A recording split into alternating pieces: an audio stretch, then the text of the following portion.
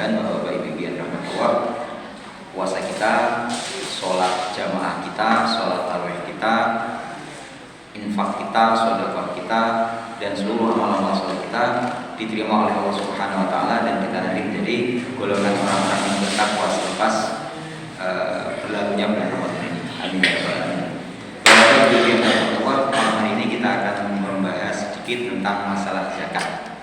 Zakat itu sebagaimana kita ketahui ada dua macam yang diwajibkan bagi umat Islam. Jadi umat Islam itu hanya wajib mengeluarkan sedekah itu yang wajib bentuknya zakat. Selain zakat semuanya sunnah, sedekah tatawwu, semuanya adalah sifatnya sunnah. Yang wajib hanya zakat. Zakat itu sendiri yang wajib dibagi menjadi dua. Yang pertama zakat harta, yang biasa kita kenal dengan zakat mal. Yang kedua zakat fitrah. Zakat mal itu Bapak Ibu yang dirahmati Allah, secara dalam konsep fikih itu ada beberapa jenis harta yang wajib dizakati. Yang pertama emas dan perak, terus kemudian zakat pertanian. Zakat pertanian ini terutama zakat biji-bijian, beras, gandum, kurma, ya tiga ini Pak, kalau Ibu yang dirahmati Allah. Lalu kemudian zakat hewan ternak. Zakat hewan ternak yang diatur oleh fikih kita, yang kemudian ada riwayatnya dari Rasulullah SAW, itu kambing, unta, dan sapi.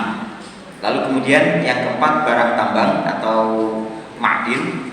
Yang kelima adalah barang temuan, harta karun, harta yang ditemukan, biasa disebut dengan mikas. Yang keenam adalah perdagangan.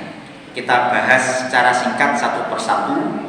Yang pertama zakat emas dan perak. Zakat emas dan perak ini seringkali kita kenal juga dengan zakat harta kekayaan. Zakat emas dan perak, zakat itu Bapak Ibu yang dirahmati Allah, zakat harta itu harus mempunyai syarat utama, yaitu nisab. Nisab itu batas minimal harta yang dikeluarkan.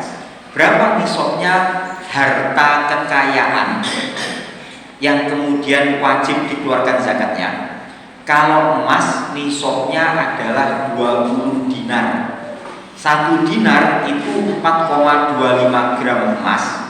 Sehingga kemudian nisab zakat emas atau zakat kekayaan itu adalah 85 gram emas. Jadi kalau sekarang saya tadi sempat ngecek sebentar, harga 1 dinar itu sekarang kisarannya 6 juta rupiah. Jadi kalau kemudian 6 juta rupiah ini dibagi 4,25, berarti harga 1 gram emas itu sekarang sekitar 1,5 juta, sekitar segitu. Mungkin salahnya, plesetnya sedikit lah dari situ. Nah, Bapak Ibu yang dirahmati Allah, artinya kalau kemudian kita punya kekayaan senilai 120 juta, 20 dinar kali 6 juta tadi kan berarti 120 juta, maka kita wajib mengeluarkan zakatnya sebesar 2,5%. Harta kekayaan ini tidak mencakup rumah yang kita tinggali, tidak mencakup kendaraan yang kita pakai. Ingat, kendaraan yang kita pakai, Pak. Kalau ada punya kendaraan yang disewakan, maka tidak masuk ke sini. Kan ada yang saya punya kendaraan 5, yang 2 saya pakai sendiri, yang 3 saya rentalkan. Nah, yang 3 direntalkan ini berarti tidak termasuk. Yang 3 direntalkan itu harus dikeluarkan zakatnya. Rumah yang dipakai, kendaraan yang dipakai itu tidak dikeluarkan zakatnya. Begitu juga dengan emas yang dipakai sebagai perhiasan. Ibu-ibu biasanya, aku duit sami ini mesti timbangan iku entek, tak tukar emas bae ya kan gitu. Belikan kalung, belikan gelang, cincin, giwang kan gitu Pak ya. Walaupun mungkin tidak dipakai sehari-hari, dipakai terkadang kala saja, maka emas perhiasan ini tadi itu yang dipakai itu tidak dikeluarkan zakatnya. Berbeda kalau ada orang super kaya beli beli kalung berliannya bekas ratu Rusia sana Pak. Wah itu kalau seperti ini walaupun dipakai terkadang, tapi ini namanya investasi. Kalau investasi seperti ini maka tetap dikeluarkan zakatnya. Gitu. Yang kedua, Bapak Ibu yang dirahmati Allah, perak zakatnya nisabnya 595 gram perak murni yang kemudian dikeluarkan zakatnya 2,5%. Yang kedua adalah zakat pertanian. Zakat pertanian ini nisabnya 5 wasak, Pak. 5 wasak itu kalau ditimbang dengan timbangan sekarang, gabah sekitar 653 kg atau beras 524 kg. Harga beras sekarang rata-rata sekitar 15.000 per kilo. Jadi kalau kemudian harga beras itu 15.000 per kilo dikalikan 524 kg, maka hasilnya 7,86 juta, 7.860.000 rupiah. Nah, ini wajib dikeluarkan zakatnya. Zakat pertanian itu, Bapak Ibu yang dirahmati Allah, kalau pengairannya itu pakai pengairan yang diusahakan oleh manusia, jadi ada biaya untuk pengairannya, maka zakatnya 5%. Tapi kalau mengandalkan hanya hujan saja, jadi airnya nggak usah diusahakan, maka zakatnya 10%. Kemudian Bapak Ibu yang dirahmati Allah, yang ketiga hewan ternak, kambing, sapi, onta. Berapa nisabnya? Nisabnya adalah kalau kambing itu 40 ekor, dikeluarkan 1 ekor kambing. Yang kedua sapi 30 ekor, yang ketiga unta 5 ekor. Nah, penjelasannya ini nanti tidak harus 30 ekor sapi kemudian dikeluarkan sembarang sapi, tidak. Nah, Bapak Ibu yang dirahmati, begitu juga dengan unta. 5 ekor unta itu zakatnya bukan 1 ekor unta, tapi 1 ekor kambing. Nah, Bapak Ibu yang dirahmati Allah, untuk 3 objek zakat yang saya jelaskan tadi itu di samping mempersyaratkan nisab, batas minimal harta, itu juga dipersyaratkan haul. Haul itu zakatnya umur setahun. Karena itu zakat mal itu tidak harus dikeluarkan di bulan Ramadan. Kalau kemudian Ramadan umurnya belum setahun, maka nunggu setahun dulu baru dikeluarkan zakat hartanya tadi itu, Bapak Ibu yang dirahmati Allah. Termasuk juga dalam kategori zakat kekayaan tadi itu adalah zakat tijarah, zakat perdagangan. Zakat perdagangan ini itu juga dikeluarkan setahun sekali, nisabnya sama dengan nisabnya emas. Bedanya adalah kalau zakat perdagangan dihitung dengan modal yang belum dijual. Umpamanya jual baju, ada baju yang masih belum terjual, maka ini juga dihitung sebagai harta yang dizakati. Toko yang ditempati, peralatan administrasi komputer dan sebagainya, ataupun kendaraan operasional tidak termasuk sebagai objek yang dikeluarkan zakatnya. Kalau itu dikeluarkan zakatnya juga, Bapak Ibu yang dirahmati Allah, itu tidak rasional. Itu nanti malah memberatkan. Padahal syariat kita sifatnya tidak akan memberatkan.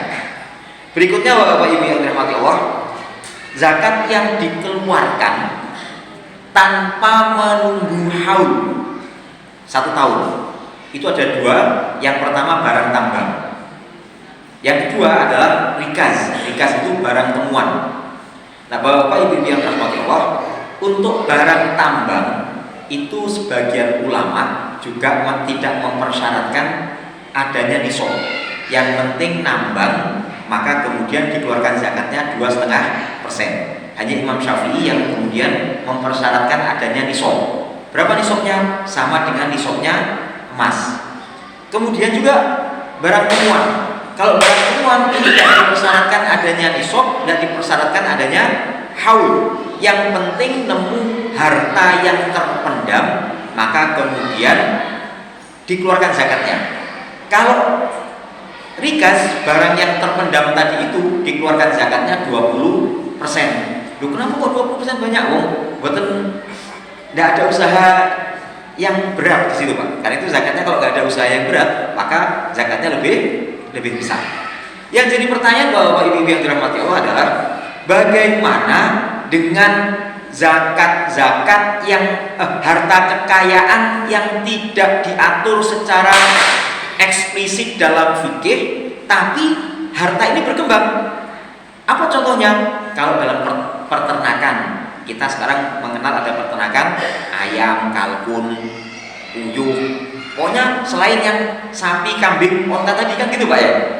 Pertanian itu ada cengkeh, ada jagung, ada kacang dan sebagainya. Nah, kedelai dan sebagainya kan gitu. Nah, Bapak Ibu yang dirahmati Allah, untuk barang-barang yang tidak diatur secara eksplisit dalam fikih seperti ini, maka dimasukkan ke dalam kategori harta kekayaan, zakat kekayaan. Bagaimana menghitungnya? Kalau panjenengan berternak ayam, maka hasilnya dihitung berdasarkan nisabnya emas, lalu dikeluarkan zakatnya setahun sekali. Gitu. Ada lagi Bapak Ibu yang dirahmati Allah yang mungkin dekat dengan kehidupan kita. Kita ini kan masyarakat urban kota. Biasanya masyarakat urban kota itu kebanyakan sebagai pegawai. Maka kemudian sebagian ulama kontemporer, salah satunya itu Dr. Yusuf Qaradawi, yang punya buku fikih zakat yang diakui oleh para ulama sekarang ini sebagai fikih tentang zakat yang paling komprehensif. Nah, beliau memasukkan zakat profesi. Bagaimana dengan zakat profesi seperti ini? Ada pegawai yang mendapatkan gaji setiap bulan, lalu kemudian apakah wajib dikeluarkan zakatnya? Bapak Ibu yang dirahmati Allah, karena gaji itu juga kemudian pendapatan yang mempunyai potensi untuk berkembang, maka zakat profesi ini berdasarkan ijtihad para ulama kontemporer tetap wajib dikeluarkan zakatnya. Bagaimana cara mengeluarkan zakat profesi? Ada salah satu dari dua alternatif. Yang pertama, dikeluarkan setiap kali mendapatkan gaji. Kalau dikeluarkan setiap kali mendapatkan gaji, maka dikeluarkannya dikiaskan dengan zakat pertanian yang kalau setiap panen dikeluarkan zakatnya. Berapa tadi nisabnya zakat pertanian Bapak Ibu? Beras 524 kilo. 524 kilo kali 15.000, 7.860.000. Kalau kita mendapatkan penghasilan bersih 7.860.000, maka setiap kali kita mendapatkan gaji tersebut dikeluarkan zakatnya sebesar 5%, gitu Pak. Atau cara yang kedua, dikeluarkan dikiaskan dengan zakat emas, yaitu ditunggu setelah terkumpul satu tahun. Kalau ditunggu setelah terkumpul 1 tahun, maka nisabnya berdasarkan nisab emas, yaitu 85 gram. Lalu kemudian dikeluarkan zakatnya 2,5%. Yang menjadi catatan penting bagi kita Bapak Ibu yang dirahmati Allah, zakat mal ini dikeluarkan dari neto, bukan dari bruto. Karena itu zakat mal tadi itu, termasuk zakat penghasilan dan sebagainya, itu dikurangi dulu kebutuhannya. Kalau zakat pertanian berarti dikurangi biaya produksinya dulu, tidak boleh dihitung dari brutonya, gitu. Ataupun zakat penghasilan tadi itu zakat kekayaan, maka dikurangi dari kebutuhan kebutuhan normal yang kita pakai, bukan kebutuhan yang tidak normal. Kebutuhan normal itu kan sudah bisa diperkirakan, makan berapa, sekolah anak-anak berapa, dan itu kebutuhan normal, gitu. Nah, Bapak Ibu yang dirahmati Allah, juga dikurangi dengan hutang. Nah, bagaimana kalau kemudian saya punya kekayaan, lalu kemudian saya masih punya hutang cicilan rumah di bank? Kalau kemudian hutangnya diakumulasi, bisa-bisa kita nggak mengeluarkan zakat itu Pak, kan gitu.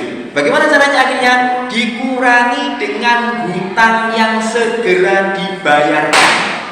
Kalau cicilannya per bulan sekian, maka cicilan yang paling dekat itu dikurangkan dari situ. Itu bukan dikurangi dari total jumlah hutang kita. Insya Allah demikian. Nah, Bapak Ibu yang dirahmati Allah, ini masalah zakat mal. Sekarang kemudian kita membahas masalah zakat fitrah. Zakat fitrah berbeda dengan zakat mal. Kalau zakat fitrah itu kan wajib, zakat mal kan yang wajib adalah orang yang mempunyai harta. Kalau zakat fitrah itu diwajibkan atas seluruh kaum muslimin yang memasuki bulan Ramadan. Jadi masuki bulan Ramadan artinya Ramadan datang dia hidup gitu. Yang ketiga, mempunyai kelebihan makan untuk dimakan pada keesokan harinya. Nah, Bapak Ibu yang dirahmati Allah, maka kemudian dia wajib mengeluarkan zakat fitrah, zakatul nafas, zakatul fitri. Nah, Bapak Ibu yang dirahmati Allah, berapa besarnya? Dalam fikih itu 1 mud. 1 mud itu yang kemudian sedikit berbeda-beda antara penghitungannya, antara 2,4 kg 2 sampai 3 kg. Jadi 2,4 sampai 2,7. Biasanya 2,7 itu dibulatkan ke 3 untuk ihtiyat, untuk hati-hati. Nah, Bapak Ibu yang rahmati Allah, kapan waktu mengeluarkan zakat fitrah? Mengeluarkan zakat fitrah itu dimulai di awal Ramadan, terakhir menjelang sholat Id. Cuma kalau panjenengan menyerahkan zakat fitrah kepada panitia zakat di masjid ini menjelang sholat Id, kasihan panitia nanti bingung nanti nyalurkannya. Situ sih pada nyalurakan ngomong ke sepuluh mudik rakyat. Jadi untuk teknisnya nanti bisa diatur yang saling memudahkan. Yang ada beberapa hal pokok yang wajib kita ketahui tentang perkara zakat ini, Bapak Ibu yang rahmati Allah. Yang pertama saya minta izin untuk membahas mustahik zakat. Jadi ada 8 golongan yang diatur dalam Al-Quran tentang para mustahik zakat ini. Yang pertama fakir, miskin. Fakir itu orang yang tidak punya penghasilan. Miskin itu orang yang punya penghasilan tapi kebutuhannya lebih besar daripada penghasilannya. Rikob itu adalah orang-orang yang berusaha membebaskan dirinya dari perbudakan. Mudah-mudahan nanti ada waktu untuk membahas ayat tentang 8 asnaf zakat ini, bahwa ini yang terima Allah itu menakjubkannya bukan main. Seluruh 8 golongan ini sampai hari kiamat ada terus itu. Mudah-mudahan kita bisa membahas lebih longgar nanti. Yang berikutnya amil itu orang yang ditugasi untuk memungut zakat. Yang berikutnya gharim, orang yang berhutang bukan untuk kemaksiatan. Yang keenam mu'alaf. Yang ketujuh ibnu sabil, yaitu orang yang dalam perjalanan dan kekurangan bekal, kehabisan bekal. Lain yang ke-8 fisabilillah. Fisabilillah ini yang sering menjadi perdebatan di kalangan kaum muslimin. Ada paling tidak itu 2 pendapat besar. Jumhur ulama berpendapat fisabilillah itu harus berkaitan dengan perang. Jadi mujahid fisabilillah itu mendapatkan zakat. Pendapat kedua ini pendapat yang sebenarnya bukan pendapatnya jumhur, tapi kalau ditarik pada masa kita sekarang ini relevan, Pak. Itu adalah seluruh golongan yang memperjuangkan agama Allah. Bisa dikategorikan pada fisabilillah. Walaupun kalau menurut pengertian yang kedua ini, amil harus meneliti betul apakah fisabilillah yang kedua ini, yaitu memperjuangkan di jalan Allah tadi itu betul-betul berjuang di jalan Allah. Ada pendapat yang bersumber dari sahabat Abdullah bin Abbas, Abdullah bin Umar juga, fisabilillah itu bahkan orang-orang yang menunaikan ibadah haji dan umroh yang tidak mempunyai bekal atau kekurangan bekal, itu fisabilillah. Nah, Bapak Ibu yang dirahmati Allah, intinya ada perbedaan ulama di situ.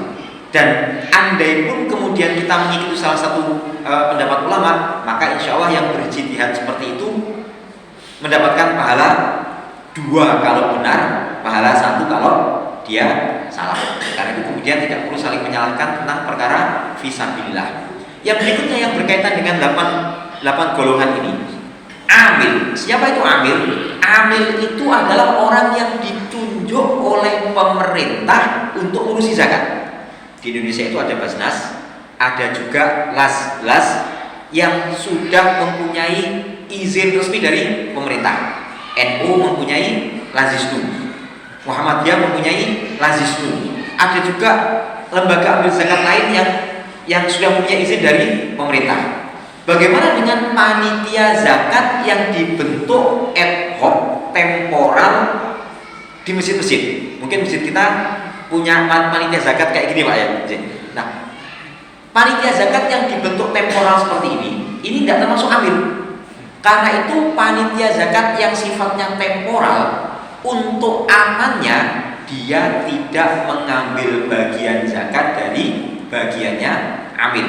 Karena amil itu wajib bekerja terus menerus. Termasuk juga salah satu kewajibannya amil itu wajib mempunyai catatan administratif tentang zakat mal.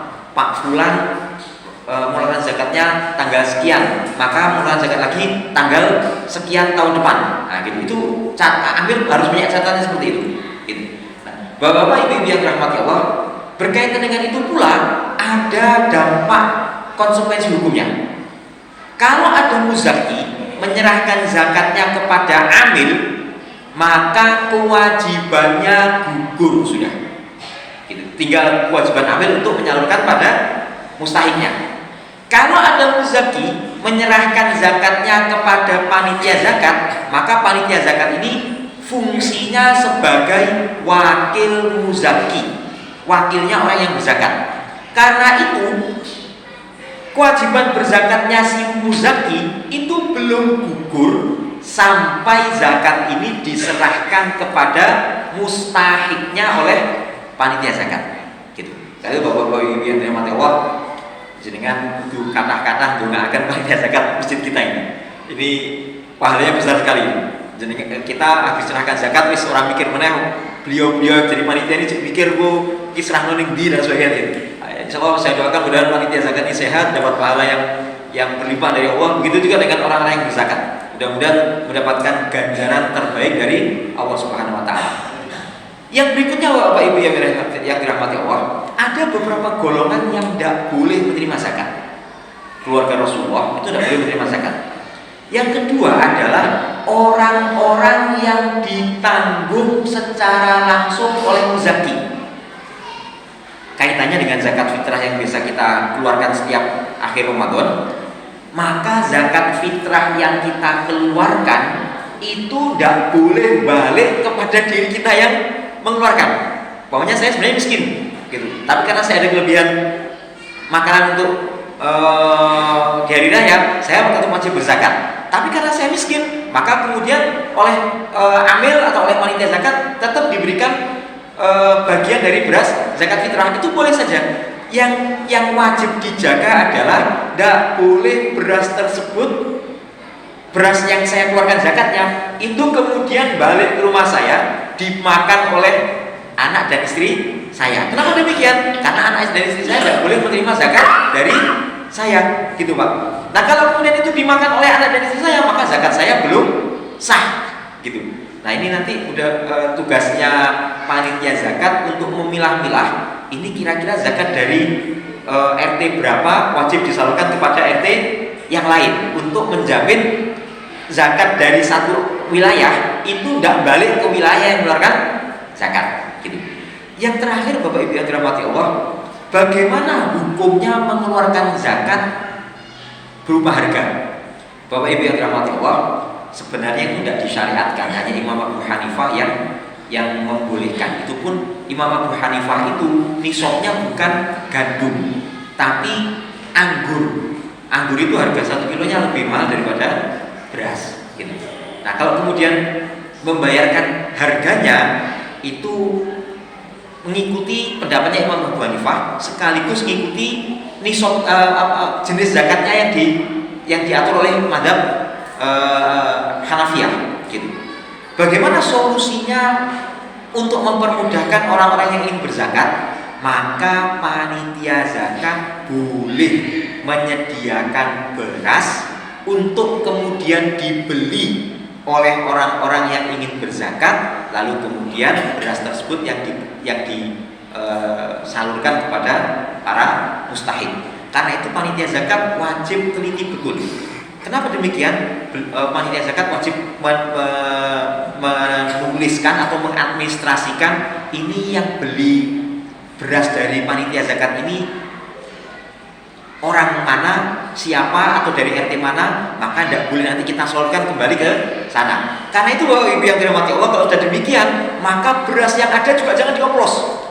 Kalau sudah dioplos, namanya dari RT 41 dengan 42, 43, 45 oplos danten, wis pokoknya itu dibagi roto. Wah itu kemungkinan balik juga besar. Gitu. Jadi wajib dipisah-pisahkan, ini dari RT 41, ini dari RT 30, nanti 41 kasihkan ke 30, 30 kasihkan ke 41. Wajib demikian. Nah, Bapak Ibu yang dirahmati Allah, yang terakhir juga operasional zakat tidak boleh diambilkan dari uang zakat. Karena itu panitia boleh membebankan operasional zakat ini kepada muzaki. Anda titip zakat sama saya, untuk menyalurkan zakat ini butuh transport. Karena itu mohon ditambah 5.000 untuk yang ngantarkan zakatnya. Itu boleh. Yang penting sama-sama saling ridho dan saling amanah. Yang penting juga operasional tersebut tidak diambilkan dari zakat yang diserahkan oleh muzaki. Bapak Ibu yang dirahmati Allah, mudah-mudahan yang singkat ini bisa bermanfaat bagi kita. Saya mohon maaf keterangannya agak cepat karena memang materinya memang agak banyak. Mudah-mudahan sekali lagi bermanfaat. Aku lupa lihat wa astaghfirullahaladzim wa lakum wa lisa'il muslimin wal muslimat fastaghfiruhu innahu huwal ghafurur rahim. Assalamualaikum warahmatullahi wabarakatuh.